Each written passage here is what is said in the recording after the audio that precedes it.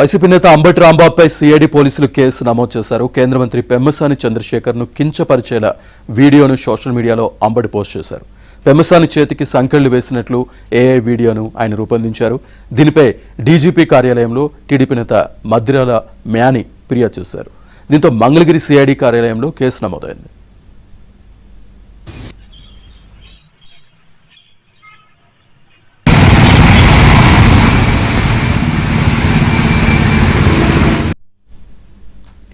YCP నేత Ambati రాంబాబుపై CID పోలీసులు case నమోదు చేశారు. కేంద్ర మంత్రి పెమ్మసాని చంద్రశేఖర్ను కించపరిచేలా వీడియోను సోషల్ మీడియాలో అంబటి పోస్ట్ చేశారు. పెమ్మసాని చేతికి సంకెళ్లు వేసినట్లు ఏఏ వీడియోను ఆయన రూపొందించారు. దీనిపై డీజీపీ కార్యాలయంలో టీడీపీ నేత మద్దిరాల మ్యాని ఫిర్యాదు చేశారు.